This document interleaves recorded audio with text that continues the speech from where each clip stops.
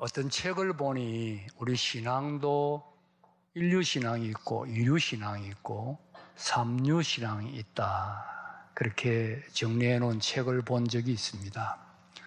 삼류신앙은 한쪽 발은 세상에, 한쪽 발은 교회에 양다리 걸치는 신앙입니다. 그러니 예수를 믿지만은 전혀 마음에 구원의 기쁨은 없습니다. 세상에 무슨 일이 있으면 당연히 교회에 빠집니다. 생활을 가만히 들여다보면 그 생활이 하나님과 관계가 없습니다. 그 신앙이 삶에 영향을 미치지 못합니다. 세상에 가면 세상 사람, 교회 나오면 교회 사람, 이게 삼류신앙입니다. 이류신앙은 자기 열심으로 신앙생활하는 사람입니다. 열심이 있습니다. 그런데 자기 열심입니다. 성경도 읽고 설교도 듣고 기도도 하고 헌금도 하고 봉사도 합니다마는 기쁨이 없습니다. 얼굴에는 늘 수심이 가득합니다. 조금만 어려운 일을 닥치면 어떻게 할 줄을 모릅니다. 자기 열심만 가지고 신앙생활하는 것, 이류신앙입니다. 인류신앙, 말 그대로 온전한 신앙생활입니다. 구원의 기쁨이 있고 신앙의 능력이 있습니다. 기쁨과 감사가 있습니다. 어떤 환경도 믿음으로 이기면서 그리스도인으로서 복음을 증거하고 살아갑니다. 자, 그렇다면 한번 생각해 보십시다. 여러분의 신앙은 삼류입니까? 이류입니까? 인류입니까? 아셔야 할 것은 한 사회의 기독교인들의 신앙의 다수가 삼류로 떨어질 때 기독교는 생명력을 잃는다는 사실입니다. 예를 하나 들면 이탈리아라는 나라는 인구의 90% 이상이 천주교인입니다. 천주교는 성적으로 굉장히 엄격합니다. 낙태도 금지하고 우리보다 더 엄격할 정도로 엄격한데 이탈리아는 90% 이상이 천주교인인데 성적으로 물러나기 짝이 없습니다. 왜 그렇습니까? 아니 90% 이상이 천주교인인데 근데 그 천주교인이 전부 삼류신앙이라는 거죠. 기독교의 신앙의 생명력이 전혀 없다는 겁니다. 그러니 오늘 우리 사회에 중요한 것은 예수 믿는 사람이 몇 명이냐가 아니라 인류신앙 가진 사람이 몇 명이냐, 이것이 중요합니다. 삼류신앙 아무리 많아도 세상에 아무 소용없습니다. 아니 소용없는 것이 아니라 많으면 많을수록 오히려 손가락질 당합니다. 예수 믿는 사람들이 이 모양이냐 손가락질을 당합니다. 여러분 우리 사회를 보면서 어떤 생각이 드십니까? 삼류신앙 가진 사람들이 점점 많아진다 그런 생각 들지 않습니까? 중요한 것은 나 자신입니다. 나는 어떤 신앙을 가지고 있습니까? 이왕 믿는 예수 한번 잘 믿어볼 생각 없습니까? 내가 인류신앙 가지면 내가 행복합니다. 내가 기쁘고 감사하고 내 신앙의 능력이 있고 어려움이 닥쳐와도 이겨나갈 수가 있고 세상에서 그리스도인의 정인으로 살아가게 됩니다. 이왕 믿는 예수 한번 잘 믿어 보십시다. 오늘 우리 본문 말씀을 들으면서 내 신앙을 한번 점검해보는 그런 시간이 되기를 바랍니다. 우리 본문은 지금 사도 바울이 억울하게 붙잡혀서 재판받는 장면입니다. 유대에서 재판을 받고 있습니다. 바울은 예루살렘에서 체포를 당했는데 예루살렘에 3차 전도여행 마치고 올라갈 때 많은 사람들이 좋지 못한 일이 기다리고 있다는 것을 예측하고 가지 말라고 만류했습니다. 사도행전 20장을 보면 바울 자신도 환난과 박해가 기다리고 있다는 것을 알고 있었습니다. 그러나 바울은 전도여행 다니면서 예루살렘의 어려운 성도들을 위하여 구제 헌금을 모았고 그 구제 헌금을 직접 예루살렘의 어려운 성도들에게 전해주고 싶었고 또 예루살렘에서 복음 전하고 싶었습니다. 그래서 예루살렘에 올라와서 복음 전하다가 유대인들에게 붙잡혀 죽을 고비를 넘기고 로마 군인들에게 체포되어 총독의 재판을 받게 됩니다. 오늘 본문 앞부분을 읽어보면 바울은 생사가 걸린 재판을 총독으로부터 받으면서 오히려 총독에게 복음을 전합니다. 내가 믿는 복음이 어떤 것이고 내가 어떻게 해서 예수를 믿게 되었는가 차근차근 복음을 설명합니다. 이 바울의 말을 다 들은 벳소가 24절에 이렇게 말합니다. 바울아, 네가 미쳤다. 너의 많은 학문이 너를 미치게 했다. 그렇게 말합니다. 붙잡히고 감옥에 가고 헐벗고 굶주리고 억울한 일도 당하고 온갖 고난을 다 당하고 이제는 미쳤다는 소리까지 듣습니다. 그러나 이런 상황에서 바울은 놀라운 행복과 신앙을 간증하고 있습니다. 바로 29절 말씀입니다. 29절은 유대의 바울의 재판의 바울의 최후 진술입니다. 여러분, 재판에는 피고의 최후 진술이란 것이 있지 않습니까? 마지막 하는 말. 그 최후 진술, 뭐라고 최후 진술을 했는가? 우리 29절 함께 한번 읽어보겠습니다. 29절 시작. 바울이 이르되 오늘 내 말을 듣는 모든 사람이 다 이렇게 결박된 것 외에는 나와 같이 되기를 하나님께 원하나이다 하니라. 지금 바울 앞에 바울은 죄수의 몸으로 서 있고 총독이 있고 분봉왕이 있고 유대의 고관 대작들이 있고 부자들이 있고 권력자들이 다 있습니다. 그들 앞에서 바울이 마지막으로 하는 말이 이렇게 결박된 것만 빼고 다 여러분들이 나와 같이 되었으면 좋겠습니다. 무슨 뜻입니까? 이 자리에서 내가 제일 행복하다는 거예요. 당신들이 내 행복 모르는 것이 안타깝습니다. 당신들도 나처럼 되어 내 행복 아는 사람이 되었으면 좋겠습니다. 이것이 바울의 최후 진술입니다. 여러분, 지금 바울이 도대체 뭘 가지고 있습니까? 아무것도 없습니다. 재산, 명예, 가족, 아무것도 없습니다. 그럼 바울이 어떻게 이런 고백을 할 수가 있습니까? 바울은 그 누구도 모르는 보화를 지금 간직하고 있습니다. 이 보화가 너무 귀하고 너무 좋아서 이것 하나면 그만이다. 그렇게 생각합니다. 그 보화, 내가 가진 보화의 가치를 알았기 때문에 바울은 죄수의 몸이었지만 그렇게 행복할 수 있었던 것입니다. 여러분, 가진 것의 가치를 바로 아는 것이 중요합니다. 내가 아무리 소중한 것을 가지고 있어도 가치를 모르면 소용이 없습니다. 젊은 사람들은 젊음의 가치를 알아야 됩니다. 젊은 사람들이 젊음의 가치를 모르는 것이 안타깝습니다. 물론 젊은 사람들도 괴로운 일이 많지요. 시험 잘못 치면 죽을 것 같고 애인에게 배신이라도 당하면 정말 인생 살맛 안 납니다. 요즘 대학 졸업해도 대학생들 취직도 잘 안 되고 취직해도 마음에 안 들고 여러 가지 어렵습니다. 힘든 거 사실입니다. 그러나 아무리 힘들어도 여러분, 젊었다는 것 그 하나만 해도 얼마나 귀한 것인지, 이건 정말 밤새도록 춤을 추어도 못다할 기쁨과 감격과 가능성이 젊음 속에 있습니다.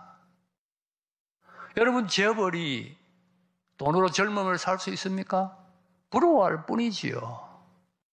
젊음이 얼마나 귀한 것인지 모릅니다. 그런데 막상 젊은 사람들은 젊음의 가치를 모릅니다. 안타까운 이야기가 아닐 수 없습니다. 건강한 사람들은 건강의 가치를 알아야 됩니다.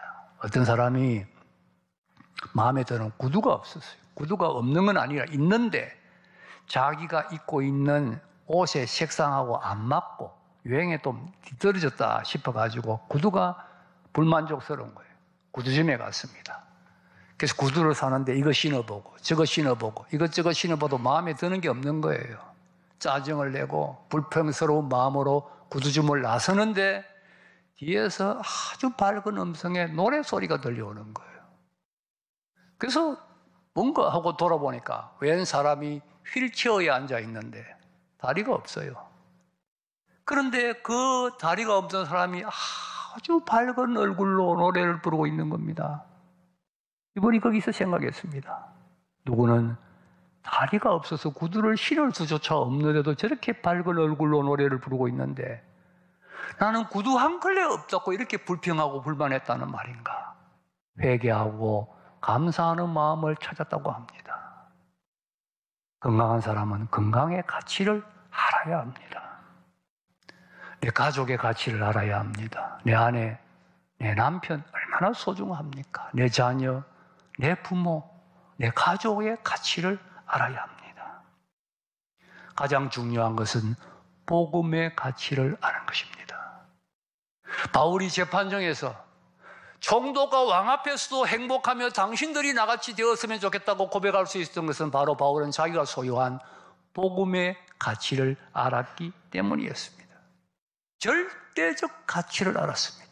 갈라디아 1장을 보면 내가 전하는 이 복음에 다른 복음 전하면 천설할지라도 저주를 받는다. 이 복음은 정확하고 절대적이고 틀림없는 귀한 복음이다. 바울의 확신입니다.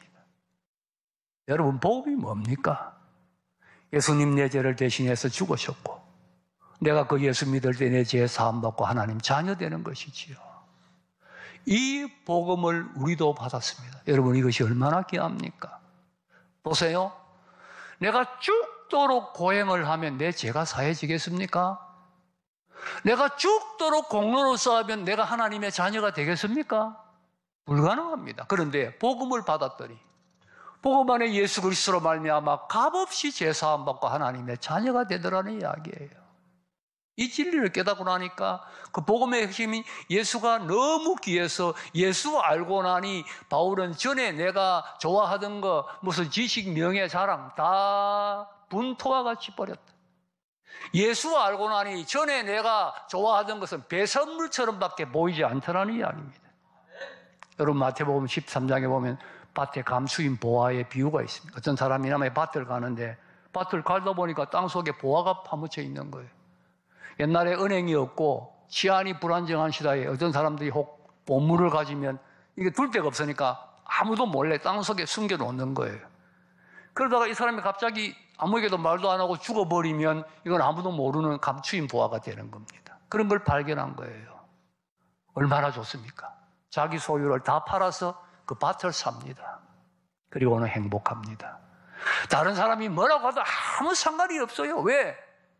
엄청난 보화를 소유하게 되었기 때문에. 여러분, 바로 이것이 복음을 소유한 자의 행복이에요. 예수님 소유한 자의 행복이라는 진리입니다. 여러분, 이런 행복, 이런 기쁨을 우리가 누려야 됩니다. 내가 만약에 예수를 몰랐다면 어떻게 되었을까 생각해 보세요. 마귀에게 끌려 살다가 영원한 지옥 형벌 받았지 않겠습니까? 그런데 값없이 죄사함 받고 하나님의 자녀가 되었으니 이 얼마나 놀라운 은혜냐는 겁니다. 여러분, 환경이 문제가 아니에요. 좀 잘 살고 못 살고 건강하고 병들고 이게 문제가 아닙니다. 복음 받았다는 것 사실 하나로 우리는 행복해야 됩니다. 춤을 출 것처럼 행복해야 됩니다. 바울은 바로 이 행복을 지금 간증하고 있는 거예요. 그래서 총독도 왕도 나처럼 되었으면 좋겠습니다. 고백하고 있는 것입니다. 바울이 행복한 또 하나의 이유는 하나님이 나를 사랑하시기 때문입니다. 자, 이렇게 귀한 복음을 받았는데 어떻게 해서 받았습니까? 내가 뭐 잘해서 받았습니까? 내가 무슨 공로를 쌓았습니까? 바울이 한 일이라고는 예수 믿는 사람 핍박한 것밖에 없습니다. 그런 내가 어떻게 이 복음을 받았냐? 이유는 오직 하나, 하나님이 나를 사랑하시기 때문입니다. 영원 전부터 나를 택정하시고 정해놓고 너는 내 백성이다. 하나님이 바울을 사랑하시기 때문입니다. 하나님이 나를 사랑하신다. 이 사실, 사랑하셔서 내가 복을 받았다. 이 사실을 깨달을 때 바울은 또 한 번 행복할 수밖에 없었습니다. 가가와 도요이코라는 일본이 나온 유명한 기독교인이 있습니다. 나이 드신 분들 중에서는 아마 이분 책을 읽어보신 분도 있을 거예요. 이분은 시장인 아버지와 기생인 첩 사이에서 태어났습니다. 그래서 아버지 집에서 삽니다마는 본처와 본처의 자녀들에게 학대를 받고 냉대를 받는 거예요. 무시당하는 거예요. 기생인 첩 사이에 태어났을 때 얼마나 무시를 당하겠습니까? 그래서 생을 저주하면서 왜 나 같은 것을 낳았습니까? 부모를 저주하면서 자라났습니다. 그의 생이 얼마나 비참하고 얼마나 괴로웠겠습니까? 하루는 담벼락에 우두커니 서서 인생을 저주하고 있는데 구세군 전도대가 북을 치고 나팔을 치고 나팔을 불면서 지나가는 거예요. 그들이 지나가면서 외칩니다. 하나님은 여러분을 사랑하십니다. 하나님은 누구든지 사랑하십니다. 그 말을 듣고 가가와 도요이꼬요가 그 사람들에게 가까이 다가갔습니다. 그리고는 묻습니다. 하나님은 기생의 아들도 사랑하십니까? 아무럼요. 하나님은 어떤 죄인도 사랑하십니다. 이 말 한마디에 그가 예수 믿습니다. 예수를 믿게 됩니다. 내가 하나님의 사랑받아 하나님의 자녀가 되었다. 이 하나님의 사랑에 위대한 기독교인 가가와 도요기꼬가 탄생하게 되는 것입니다. 여러분, 하나님이 나를 사랑하셔요. 독생자를 아낌없이 주실 만큼 나를 사랑하십니다. 세상에 사랑할 사람이라고는 나 한 사람밖에 없다는 듯이 나를 사랑하십니다. 이 사실을 깨달을 때 우리가 행복해야 합니다. 하나님이 나를 이렇게 사랑하시기 때문에 내게 일어나는 모든 일들 하나님의 사랑 안에서 일어납니다. 우리 살다 보면 괴로운 일이 많습니다. 억울한 일도 있습니다. 눈물 나는 일도 있습니다. 질병에 걸릴 때도 있습니다. 그러나 여러분, 하나님의 사랑 밖에서 일어나는 일은 없습니다. 어떤 부모가 자기 자녀 괴롭게 하기 위해서 힘들게 하겠습니까? 하나님이 우리를 괴롭게 하려고 우리 힘들게 하겠습니까? 우리는 모르지만 하나님의 큰 섭리가 온데 볼 때 내게 유익되기에, 내게 선을 이루기에 내게 어려움을 주시는 것이지요. 이 하나님의 사랑을 믿고 내 모든 문제와 어려움은 하나님께 다 맡기는 겁니다. 하나님 나를 사랑하시니 하나님 선하게 인도해 주실 줄로 믿습니다. 이 사랑을 믿고 우리는 또 한 번 행복해야 됩니다. 바울의 또 하나의 행복이 여기에 있었습니다. 나아가 바울은 미래의 소망이 있었습니다. 여기 바울의 또 하나의 행복이 있습니다. 지금 고난당하고 있습니다. 죄수의 몸입니다. 붙잡혀 있습니다. 고난당합니다. 그러나 바울은 믿고 있습니다. 이 고난의 미래적 의미, 내가 지금 매맞는 것이 얼마 안 있어 하나님 앞에 자랑스러운 훈장으로 바뀔 것이고 내가 그리스도를 위하여 능욕당하는 것이 주님 앞에 설 때 영광으로 바뀐다는 것을 알고 있습니다. 지금 당하는 고난은 장차 받을 영광과 좋게 비교할 수 없다. 곧 내 앞에 영광이 기다리고 있다 하는 확실한 미래, 그 미래를 바라볼 때 오늘의 어려움이 아무것도 아니더라는 거죠. 얼마든지 이길 수가 있더라는 겁니다. 이대로 행복하고 이대로 기쁘더라는 겁니다. 현재의 불만을 가진 사람들이 많이 있습니다. 우리 가운데. 그런데 여러분 가만히 생각해 보면 현재의 불만이라는 것은 많은 경우 그 이유가 미래에 있습니다. 현재에 있는 것이 아니라 미래에 있습니다. 왜냐 보세요. 미래가 불확실한 거예요. 미래가 잘 안 보이는 거예요. 미래가 아무래도 안 될 것 같아요. 그러니까 현재가 괴로운 거예요. 현재의 불만의 이유가 많은 경우 미래에 있다는 겁니다. 가령 예를 들어 생각해 보십시다. 사랑하는 사람하고 약혼을 하고 결혼 날짜를 기다리는 여성이 있다고 하십시다. 지금 곧 얼마 안 있으면 사랑하는 사람하고 결혼할 거예요. 그 여성에게 오늘 조금 어렵다고 큰 문제가 되겠습니까? 조금만 참고 기다리면 내가 결혼할 건데, 그이하고 결혼할 건데, 이 사실을 생각할 때 오늘의 어려움을 얼마든지 이기고 나갈 수가 있다는 것이지요. 현재의 행복이 미래에 달려있다는 겁니다. 그런데 그리스도인의 미래는 어떠합니까? 남은 생에 주님과 함께 동행하다가 이 세상 떠나는 날 주와 함께 영원히 살게 될 것입니다. 영광 중에 영원히 살게 될 것입니다. 이 세상은 잠깐이요 주와 함께는 영원히 살게 됩니다. 이 확실한 미래가 우리 앞에 분명히 기다리고 있습니다. 여기에 대하여 확실한 소망을 가질 때 현재의 어려움을 얼마든지 이길 수가 있습니다. 얼마든지 이기고 나갈 수가 있습니다.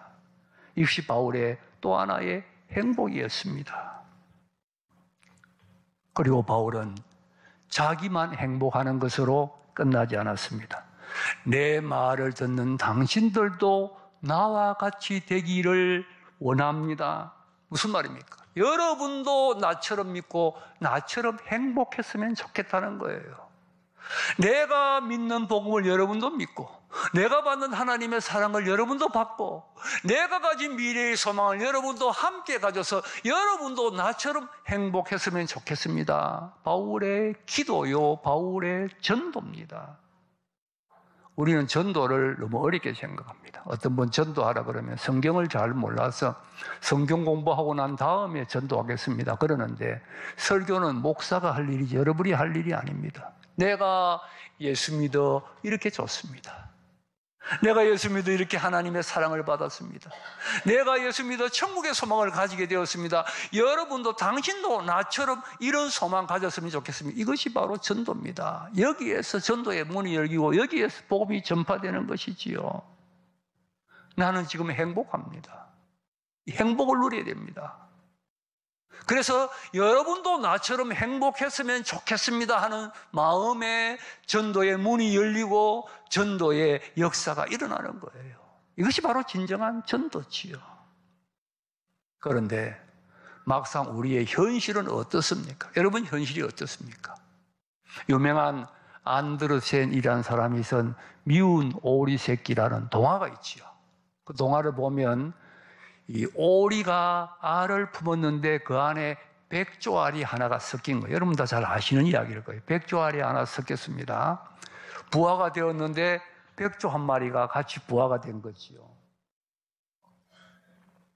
새끼 오리들이 이제 거리는데 거기에 백조가 한 마리가 백조가 얼마나 우아하고 기쁨 있고 아름다운 그런 새입니까? 근데 백조가 섞였어요. 이 백조는 그러나 늘 고민이고 불평이고 불만이고 열등감입니다. 왜냐? 두 가지요. 하나는 혼자 못생겼어요. 다 오리들이 똑같이 생겼고 잘생긴, 자기 혼자 이상하게 생긴 거예요. 이상하게 생겼으니까 못생겼지요. 그러니 왜 나는 이렇게 못생겼느냐? 늘 그냥 서러워하고 열등감에 빠지고, 또 하나는 자기 혼자 이상하게 행동하는 거예요. 소리가 다른 거예요. 헤엄치는 모습이 다른 거예요. 그러니 놀다 보면 꼭 왕따를 당합니다. 자기들끼리 가고 자기는 왕따를 당합니다. 열등감에 빠지고 괴로워하고 힘들어합니다. 여러분, 이것이 우리의 자화상은 아닙니까? 세상 속에 세상 사람들 함께 살아갑니다. 눈에 보이는 것은 세상 사람밖에 없고 세상적인 눈으로 세상 사람들만 바라보니 나만 못난 것 같고 나만 가난한 것 같고 나만 힘든 것 같습니다. 여러분, 이것이 우리의 모습 아닙니까? 우리의 본 모습을 바로 알아야 합니다. 사도 바울이 재판을 받으면서 자기의 모습을 바로 깨달은 것처럼 우리도 우리의 모습을 바로 깨달아야 됩니다. 우리는 복음을 받았습니다. 복음을 통하여 죄 사함 받고 하나님의 자녀가 되었다는 이 놀라운 기쁨, 이 놀라운 행복을 시간 누리며 살아야 됩니다. 그 복음을 주신 하나님이 내게 주신 이거 오직 하나님이 나를 사랑하시기 때문이다. 하나님이 나를 사랑하신다. 고로 내게 일어나는 모든 일들이 하나님의 사랑 안에 있음을 믿고 하나님께 모든 것을 맡기고 행복해야 됩니다. 약속된 미래가 기다리고 있습니다. 분명한 소망을 가지고 그 소망에서 오늘의 어려움을 이겨야 합니다. 이런 마음을 가지고 믿지 않는 모든 사람을 향하여 여러분이 나처럼 되었으면 좋겠습니다 하는 마음을 가져야 됩니다. 이 행복, 이 기쁨 속에 어떤 어려움도 이길 수 있는 힘이 있고 능력이 있습니다. 이 행복, 이 기쁨으로 모든 환경을 이기며 승리하며 살아가는 여러분 다 되시기를 주님의 이름으로 축복합니다.